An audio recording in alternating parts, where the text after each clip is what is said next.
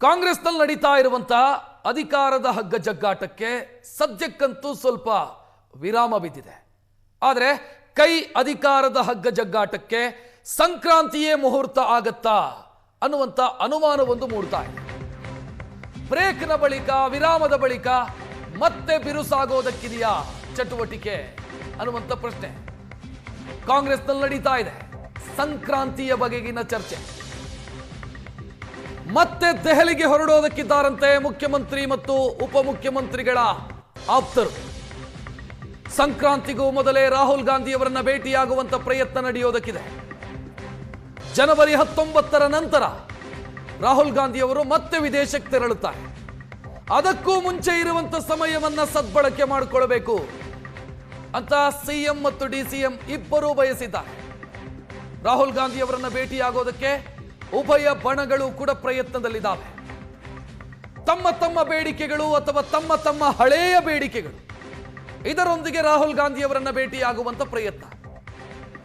ಸದ್ಯಕ್ಕಿರುವಂತ ಪ್ರಶ್ನೆ, ಇಬ್ಬರೂ ಕೂಡ ಶೀಘ್ರದಲ್ಲೇ ದೆಹಲಿ ವಿಮಾನವನ್ನ ಹತ್ತುತ್ತಾರಾ ಅನ್ನೋದು. ಇಬ್ಬರದ್ದು ಕೂಡ ಬೇಡಿಕೆ ಏನು? ಡಿ.ಕೆ. ಶಿವಕುಮಾರ್ ಅವರ ಬೇಡಿಕೆ ಇರೋದು ಅಧಿಕಾರ ಹಂಚಿಕೆಗೆ ಸಂಬಂಧಿಸಿದಂತೆ. ಯಾಕಂತಂದ್ರೆ 2.5 ವರ್ಷ ಕಳೆದು ದಿನಗಳು ಮುಂದಕ್ಕೆ ಹೋಗ್ತಾನೆ ಇದ್ದಾವೆ, ತಿಂಗಳುಗಳು ಉರುಳುತ್ತಾ ಇದ್ದಾವೆ. ಅಧಿಕಾರ ಹಂಚಿಕೆ ಈಗ ಆಗದೇ ಇದ್ರೆ ಮತ್ಯಾವಾಗ ಅನ್ನುವಂಥ ಪ್ರಶ್ನೆ. ಆ ಕಾರಣಕ್ಕಾಗಿ ಅಧಿಕಾರ ಹಂಚಿಕೆಯ ಕ್ಲಾರಿಟಿ ಸಿಗ್ಲಿ ಅಂತ ಉಪಮುಖ್ಯಮಂತ್ರಿ ಬಯಸಿದ್ದಾರೆ. ಈ ಕಡೆ ಮುಖ್ಯಮಂತ್ರಿ ಸಿದ್ದರಾಮಯ್ಯ ಬಯಸ್ತಾ ಇರೋದು ರಾಜ್ಯ ಸಚಿವ ಸಂಪುಟವನ್ನ ಪುನರ್ರಚನೆ ಮಾಡಬೇಕು, ಅಂದ್ರೆ ಕ್ಯಾಬಿನೆಟ್ ರೀಶಫಲ್ ಆಗಬೇಕು. ಈಗಿರುವಂತಹ ಮಂತ್ರಿಗಳನ್ನ ಕೈಬಿಟ್ಟು ಹೊಸಬರಿಗೆ ಅವಕಾಶವನ್ನು ಕೊಡಬೇಕು. ಹೊಸಬರಿಗೆ ಅವಕಾಶ ಕೊಡೋದಕ್ಕೆ ಹೈಕಮಾಂಡ್ ಅವಕಾಶವನ್ನ ಕೊಡಬೇಕಾಗತ್ತೆ, ಅವಕಾಶ ಅಂದ್ರೆ ಅನುಮತಿಯನ್ನ ಕೊಡಬೇಕಾಗತ್ತೆ. ಇಲ್ಲಿ 2 ರೀತಿಯ ಲೆಕ್ಕಾಚಾರಗಳಿದ್ದಾವೆ. ಒಂದು ವೇಳೆ ಕ್ಯಾಬಿನೆಟ್ ರೀಶಫಲ್ಗೆ ಹೈಕಮಾಂಡ್ ಅನುಮತಿ ಕೊಡ್ತು ಅಂತಾದ್ರೆ ಅಧಿಕಾರ ಹಂಚಿಕೆ ಇಲ್ಲ ಅಂತರ್ಥ, ಅಧಿಕಾರ ಹಂಚಿಕೆ ಆಗಲ್ಲ ಅಂತರ್ಥ. ಆ ಮೂಲಕ ಡಿ.ಕೆ. ಶಿವಕುಮಾರ್ ಅವರ ಕನಸೇನಿದೆ ಆ ಕನಸು ಈಡೇರಲ್ಲ ಅನ್ನುವಂಥ ಸಂದೇಶ ಹೈಕಮಾಂಡ್ ಕೊಟ್ಟಂಗೆ.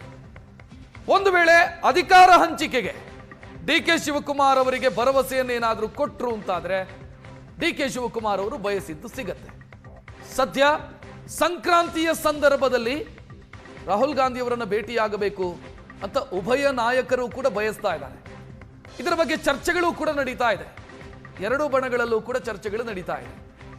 ಒಂದು ವೇಳೆ ನಮ್ಮನ್ನ ಭೇಟಿಗೆ ಅವಕಾಶ ಕೊಟ್ಟರೆ ಯಾವ ರೀತಿ ಕ್ಲೈಮ್ ಮಾಡಬೇಕು, ನಮ್ಮ ಬೇಡಿಕೆಗಳನ್ನು ಈಡೇರಿಸೋದಕ್ಕೋಸ್ಕರ ಯಾವ ದಾಳವನ್ನು ಪ್ರಯೋಗಿಸಬೇಕು ಅನ್ನೋದರ ಬಗ್ಗೆಯೂ ಕೂಡ 2 ಬಣಗಳಲ್ಲಿ ಚರ್ಚೆ ಆಗ್ತಾ ಇದೆ.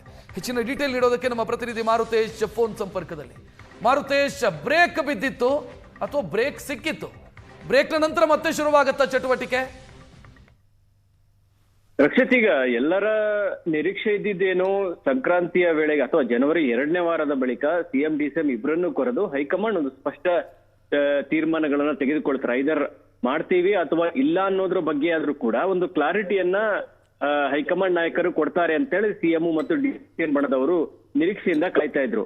ಯಾವಾಗ ಬೆಳಗಾವಿ ಅಧಿವೇಶನದ ಬಳಿಕ ಇವ್ರನ್ನ ಕರೀಲಿಲ್ವೋ ಆಗ ಒಂದು ಅನುಮಾನ ಬರ್ಲಿಕ್ಕೆ ಶುರುವಾಯ್ತು, ಹೈಕಮಾಂಡ್ ಈ ತೀರ್ಮಾನವನ್ನ ತೆಗೆದುಕೊಳ್ಳೋದಕ್ಕೆ ಇನ್ನೂ ರೆಡಿ ಇಲ್ಲ ಅಂತ. ಆದ್ರೆ ಒಂದು ವಿಶ್ವಾಸ ಅಂತೂ ನಿಶ್ಚಿತವಾಗಿ ಇದ್ದೇ ಇದೆ.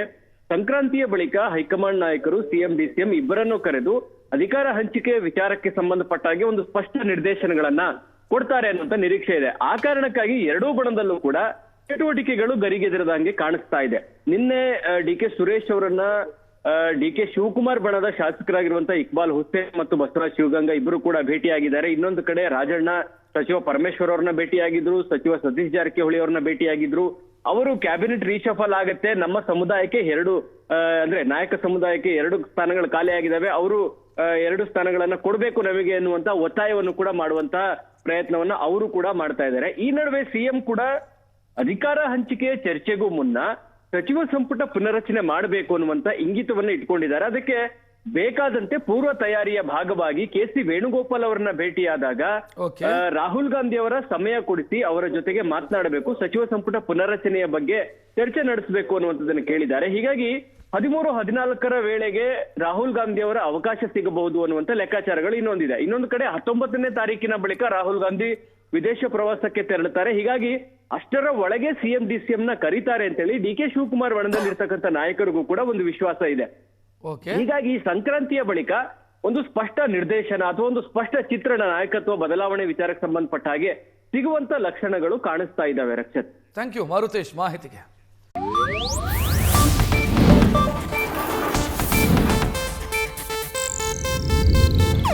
ಇದು ಏಷ್ಯಾನೆಟ್ ನ್ಯೂಸ್ ನೆಟ್ವರ್ಕ್ ಪ್ರಸ್ತುತಿ.